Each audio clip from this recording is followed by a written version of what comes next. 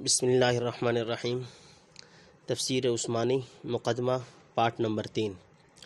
یہ بات تو سب پر ظاہر ہے کہ احقر کے اس کے متعلق جو کچھ بھی عرض کرے گا وہ موضح القرآن ہی کی عبارت سے مستنبط ہوگا۔ اس کے سوا ہمارے لیے اور کیا امر ذریعہ علم ہو سکتا ہے؟ بعین ہی جیسا کہ حضرات علماء کرام نے امیر المؤمنین فی الحدیث امام بخاری رحمۃ اللہ علیہ کی خود کتاب صحیح بخاری سے استنباط کر کے ان کے شروط و قیود و اغراض کو بیان فرما دیا ہے۔ امر اول کی نسبت یہ عرض ہے کہ حضرت شاہ صاحب رحمۃ اللہ علیہ ترتیب قرآنی کا بہت خیال رکھتے تھے اور اصل اور ترجمہ کے مطابقت میں بہت زیادہ سعی فرماتے ہیں، مگر چونکہ ترجمہ بامحاورہ کا التزام کیا ہے اس لیے بضرورت توضیح و تسہیل بعض مواقع میں تقدیم و تاخیر لازم ہے، مگر جیسا کہ آٹے میں نمک، یہ نہیں کہ آخر کا ترجمہ اول اور اول کا آخر ہو جائے۔ الغرض فصل بعید سے احتراز رکھتے ہیں، الا ماشاء اللہ کسی خاص ضرورت کے وقت میں 2-3 کلموں کا فصل جائز ہو جائے تو وہ بھی النادر کالمعدوم۔ دیکھیے، عربی زبان میں مضاف کو مقدم ذکر کرتے ہیں اور اردو کا محاورہ یہ ہے کہ مضاف الیہ کو مقدم کرتے ہیں۔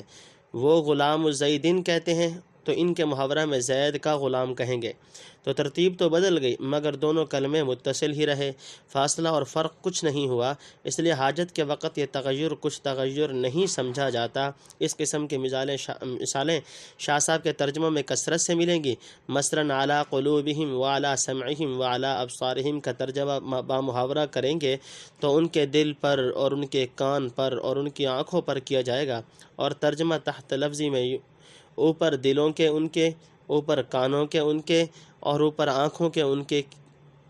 کہنا پڑے گا، مگر سب جانتے ہیں کہ ایسے اختلاف جتنے بھی ہوں اس میں کوئی حرج نہیں بلکہ ضروری ہیں۔ بامحاورہ ترجمہ کرنے والوں کو اس سے مفر نہیں، لیکن حضرت شاہ صاحب رحمۃ اللہ علیہ کی احتیاط قابل تحسین اور لائق قدر ہے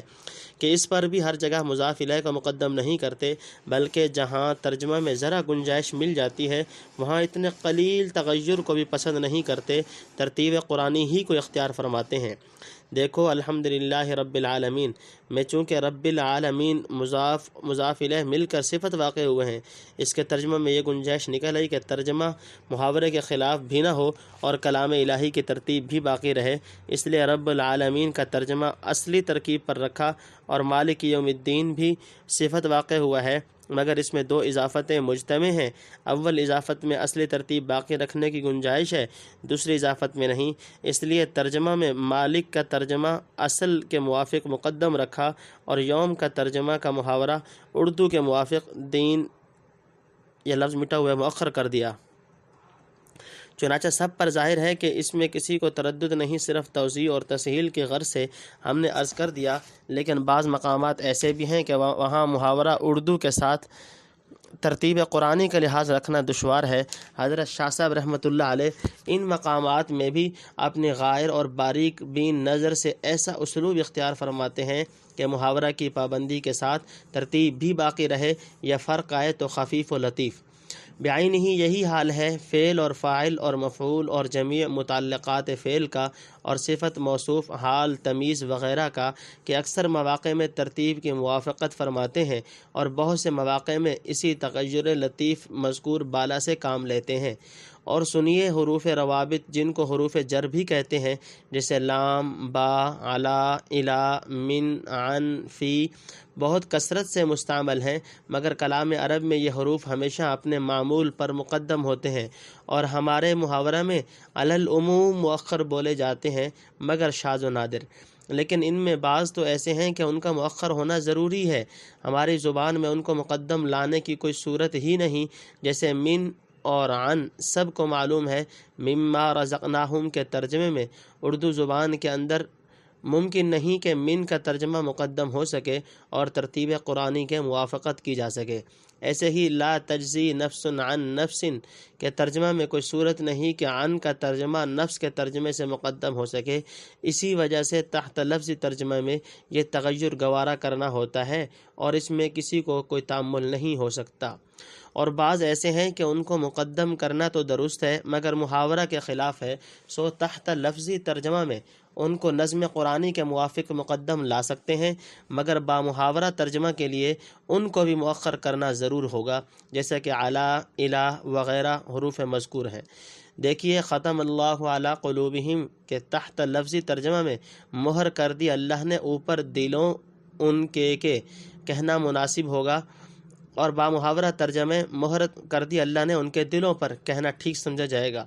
پہلی صورت میں لفظ اعلیٰ اپنی اصلی ترتیب پر رہا، دوسری صورت میں تھوڑا سا بقدر ضرورت اپنی جگہ سے ہٹ گیا، اسی پر دیگر حروف کو قیاس کر لیا جائے۔ سو اول تو یہ حروف فی نفس ہی غیر مستقل اور دوسروں کے تابع ہیں، ان کا تقدم و تأخر چنداں قابل اعتبار نہیں، دوسرے بے وجہ نہیں بلکہ ضرورت اور حاجت اور نفع کی وجہ سے کرنا ہوا، تیسرے اتنا لطیف و خفیف کہ ترجمہ تحت لفظی میں بعض مواقع میں قابل قبول اور ضروری سمجھا جاتا ہے۔ ان سب کے بعد پھر وہی بات ہے جو پہلے عرض کر چکا ہوں، یعنی جہاں گنجائش نکل آتی ہے وہاں حضرت شاہ صاحب رحمۃ اللہ علیہ اس خفیف قابل قبول تغیر کو بھی چھوڑ کر اصلی ترتیب کو قائم رکھتے ہیں اور ایسا ترجمہ کرتے ہیں جو ترتیب قرآنی کی پابندی کے ساتھ محاورے کے بھی مخالف نہ ہونے پائے۔ اس کی مثالیں حروف مذکورہ کے متعلق جگہ جگہ موجود ہیں۔ مثلاً الا علی الخاشعین کا ترجمہ یہ فرمایا مگر انہی پر جن کے دل پگھلے ہیں، یعنی اللہ سے ڈرتے ہیں اور عاجزی کرتے ہیں۔ دیکھ لیجئے لفظ اعلیٰ کے ترجمہ کو مقدم رکھا خاشعین پر اور محاورہ کے مخالف بھی نہیں ہوا۔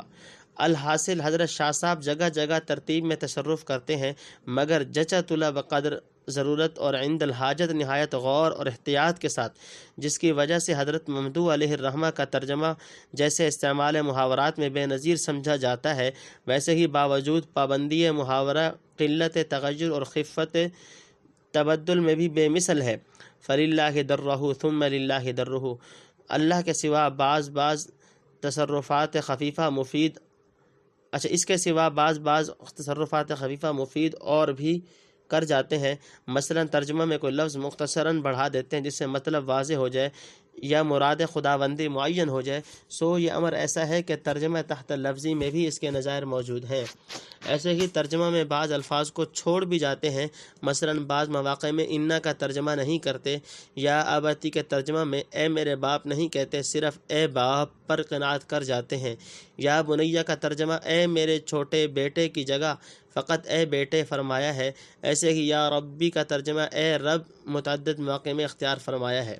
سو اس قسم کے تصرفات میں کچھ حرج نہیں، ترجمہ لفظی تک ان کی گنجائش ہے۔ اب باقی رہی دوسری بات کہ حضرت شاہ صاحب رحمۃ اللہ علیہ نے اپنے ترجمہ میں کن کن امور کا خیال رکھا ہے اور اس میں کیا کیا فائدے ہیں۔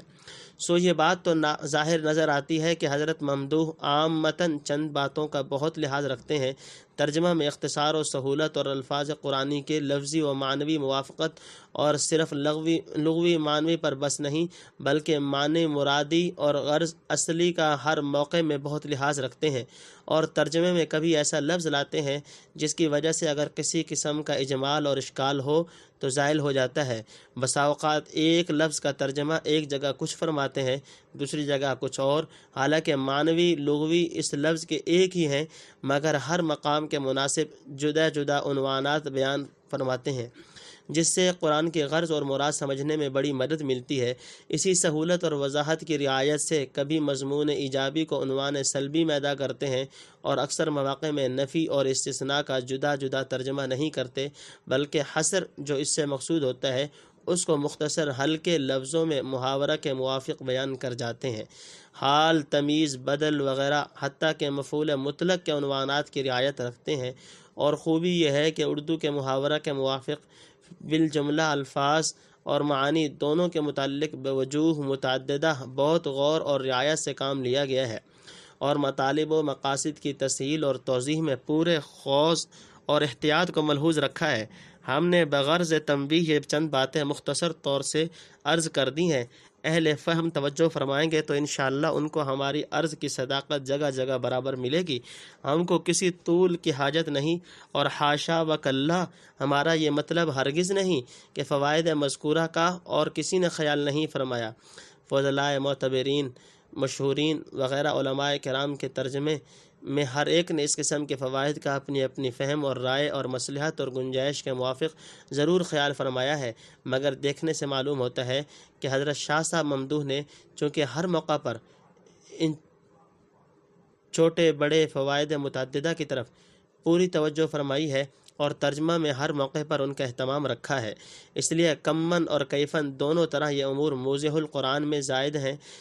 جن کی وجہ سے ترجمہ موصوف جملہ تراجم میں ممتاز اور مفید تر نظر آتا ہے اور بنظر فہم و انصاف اس کا مستحق ہے کہ سہل ممتنع کے ساتھ ملقب بھی ہو۔ یہ حضرت ممدوح کا کمال ہے کہ ہر موقع پر جملہ امور پیش نظر رہتے ہیں اور ترجمہ میں حسب حاجت ان کی رعایت کرتے ہیں، اور اسی کے مطابق الفاظ بھی ان کو بسہولت مل جاتے ہیں، گویا محاورات و لغات اردو بھی سب سامنے رہتے ہیں، جس کو مناسب سمجھا بے تکلف لے لیا اور اس پر ترجمہ اپنے محدود احاطہ سے ایک قدم آگے نہیں بڑھ سکتا۔ فتبارک اللہ فی حسناتہ وافاض علینا من برکاتہ۔ یہ بات کس قدر قابل قدر اور مفید ہے کہ حضرات مفسرین اور شراح حدیث کے مبسوط ارشادات کا خلاصہ بسہولت ہر درجہ کے مسلمانوں کو ایک لفظ سے سمجھ میں آ سکے، بلکہ بعض مواقع میں تو حضرت شاہ صاحب رحمۃ اللہ علیہ کا ایک دو لفظ وہ کام دیتا ہے کہ مبسوط ارشادات سے احق بالقبول معلوم ہوتا ہے۔ ان فی ذلک لآیات للعالمین، اس موقع پر ارشاد خداوندی ففہمناہا سلیمان وکلا آتینا حکما وعلما کا نقشہ اور نمونہ ناخواستہ سامنے آ گیا۔ دیکھیے حضرت سلیمان لڑکے تھے، مگر حق سبحانہ نے اپنے رحمت سے ان کو وہ بات سمجھا دی کہ حضرت داؤد علیہ السلام نے بھی تسلیم فرما لیا اور اپنے حکم کو واپس لے لیا۔ اس سے کسی کے علم و فہم میں کوئی نقصان اور اعتراض بھی نہ ہوا۔ شعر: این سعادت بزور بازو نیست تا نہ بخشند خدائے بخشندہ۔ حق تعالی کے غیر متناہی خزانے ہیں، جس میں سے چاہتے ہیں حصہ معین عنایت فرما دیتے ہیں۔ وَإِن مِّن شَيْءٍ إِلَّا عِندَنَا خَزَائِنُهُ وَمَا نُنَزِّلُهُ إِلَّا بِقَدَرٍ معلوم۔ اب مناسب معلوم ہوتا ہے کہ جیسے یہ چند فوائد عرض کیے ہیں، ایسے چند مثالیں بھی کسی موقع سے عرض کر دی جائیں جس سے ہماری معروضات کی تصدیق ہو جائے اور ناظرین کے لیے تسکین اور اطمینان کا باعث ہو۔ سو اول ہی سے لیجئے۔ دیکھیے بسم اللہ کا ترجمہ محاورے کے مطابق، جس میں توضیح اور اختصار دونوں بقدر مناسب رعایت ہے، اس سے بہتر اور خوبصورت ترجمہ اردو میں سمجھ میں نہیں آتا، اور رحمان اور رحیم جو مبالغہ کے صیغے ہیں، ان کے مبالغہ کو بھی ظاہر فرما دیا اور لطیف اشارہ دونوں کے فرق مراتب کی طرف بھی کر گئے۔ جتنے تراجم سابقہ ہیں ان میں مبالغہ سے تعرض نہیں فرمایا۔ اس کے بعد سورہ فاتحہ میں بھی رحمان اور رحیم کا ترجمہ ایسے ہی کیا گیا۔ یوم الدین کا ترجمہ جملہ حضرات نے روز جزا یا دن جزا کا فرمایا ہے، مگر حضرت شاہ صاحب رحمۃ اللہ علیہ نے صاف لکھ دیا ہے کہ میں نے عوام کی زبان میں ترجمہ کیا ہے اور عوام کے کلام میں جزا کا لفظ شائع اور مستعمل نہیں۔ دوسرے اہل لغت اور حضرات مفسرین نے دین کے معنی جزا اور حساب دونوں فرمائے ہیں۔ ان وجوہ سے غالباً حضرت ممدوح نے جزا کے بدلے انصاف کا لفظ اختیار فرمایا کہ عوام میں بھی شائع ہے۔ اس ایک لفظ میں جزا اور حساب دونوں آ گئے۔ اہدنا الصراط المستقیم جملہ حضرات ہدایت کا ترجمہ کبھی تو لفظ ہدایت ہی سے کر جاتے ہیں، اس لیے لفظ ہدایت فارسی اردو میں برابر مستعمل ہے، اور کبھی اپنی زبان میں ترجمہ کرتے ہیں تو ہدایت کا ترجمہ رستہ دکھانے اور رہنمائی کے ساتھ کرتے ہیں، مگر حضرت ممدوح علی العموم ہدایت کا ترجمہ اپنی ہی زبان میں فرماتے ہیں، الا ماشاء اللہ، لیکن ہر موقع پر اس کا بھی لحاظ رکھتے ہیں کہ ہدایت کے کون سے معنی اس موقع کے مناسب ہیں، کیونکہ ہدایت کے لغت عرب میں دو معنی ہیں، ایک صرف راستہ دکھلا دینا، دوسرے مقصود تک پہنچا دینا۔ اول کو اراءت، دوسرے کو ایصال کہتے ہیں، اس لیے اوروں نے اہدنا کا ترجمہ دکھا ہم کو فرمایا ہے اور شاہ صاحب چلا ہم کو فرماتے ہیں، جس سے ایصال کی طرف اشارہ کرنا مفہوم ہوتا ہے۔ اسی طرح ہدی للمتقین میں اور حضرات نے ہدن کے ترجمہ میں رہنما یا راہ دکھاتی ہے فرمایا ہے، اور حضرت ممدوح نے راہ بتلاتی ہے فرمایا۔ چونکہ اہدنا میں ہدایت حق تعالیٰ کی صفت ہے تو وہاں چلانے کا لفظ لائے ہیں، اور اس موقع پہ ہدایت قرآن کی صفت ہے تو اس لیے راہ بتلانے کا لفظ فرمایا ہے، ورنہ دونوں جگہ مقصود ایصال کی طرف اشارہ کرنا معلوم ہوتا ہے۔ فرحم اللہ ما ادق نظرہ و ارق الفاظہ۔ متقین میں تقوی کا ترجمہ سب حضرات مرحومین نے پرہیزگاری فرمایا ہے، جو تفاسیر کثیرہ کے موافق ہے۔ پھر حضرات مفسرین نے اس پر شبہ کیا کہ ہدایت کے محتاج گمراہ ہیں نہ متقی، اس لیے ہدی للضالین فرمانا چاہیے تھا۔ بعض حضرات نے متقین کے معنی میں صائرین الی التقوی کے لے کر جواب دیا،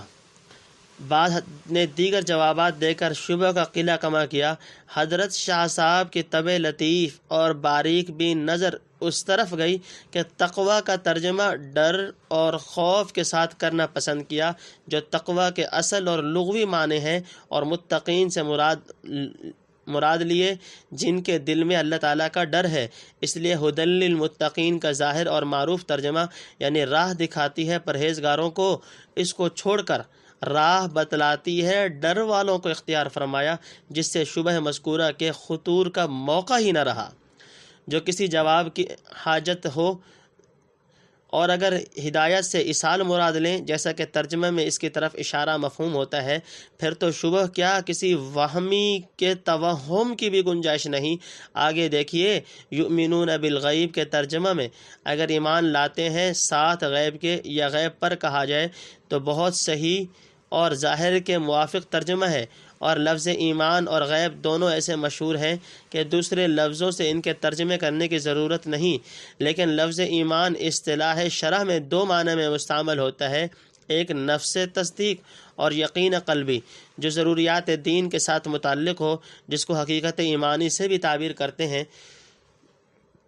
اور معنی لغوی کے بالکل مطابق ہے۔ دوسرے تصدیق اور اعمال ایمانی کا مجموعہ جس کو ایمان کامل بھی کہتے ہیں۔ سو اول تو شاہ صاحب کی عام عادت ہے کہ حتی الوسع ترجمہ میں اردو کے لفظ کو اختیار فرماتے ہیں۔ دوسرے لفظ ایمان جب دو معنوں میں مستعمل ہو تو حضرت ممدوح کے اصول کے موافق ضرور ہوا کہ ترجمہ میں ایسا لفظ لائیں کہ ایمان کا جو معنی اس جگہ مراد ہے اس کا تعین ہو جائے اور دوسرا احتمال نہ رہے۔ علی ھذا لفظ غیب میں اجمال ہے، معلوم نہیں کس چیز سے غائب ہونا مراد ہے۔ ان وجوہ سے وہ صحیح اور ظاہر ترجمہ جس کا پہلے ذکر ہو چکا اس کو چھوڑ کر یہ ترجمہ اختیار فرمایا، یقین کرتے ہیں بن دیکھیے، یقین کرتے ہیں بن دیکھے، جس سے یہ معلوم ہو گیا کہ آیت میں ایمان کے اول معنی مراد ہے نہ کہ دوسرے، اور یہ بھی معلوم ہو گیا کہ غیب کے یہ معنی ہیں کہ جن چیزوں کو انہوں نے نہیں دیکھا ان کے علم و ادراک سے غائب ہیں، جیسے دوزخ، بہشت، پل صراط، وزن اعمال، عذاب قبر، فرشتے، جنات۔ سو وہ لوگ ان سب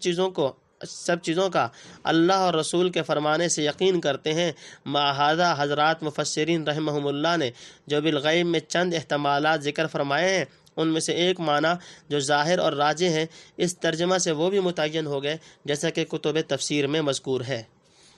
تنبیہ: ایمان کا ذکر قرآن شریف میں ماضی، مضارع، امر، اسم فاعل مختلف صیغوں کے ضمن میں بہت کثرت سے موجود ہے۔ سو حضرات مترجمین تو اکثر مواقع میں اس کا حسب ظاہر ترجمہ ایمان یا اسلام سے فرما جاتے ہیں، اور حضرت ممدوح ایمان، اسلام، یقین ماننا جو لفظ جس موقع کے مناسب اور مفید سمجھتے ہیں اسی کو اختیار کرتے ہیں۔ اس کی وجہ سے ترجمہ کے متعلق کارآمد باتیں معلوم ہو جاتی ہیں، جیسے کہ یؤمنون بالغیب کے ترجمہ میں ابھی عرض کر چکا ہوں، اور انہی چھوٹے چھوٹے فرقوں اور ہلکی ہلکی رعایتوں کی وجہ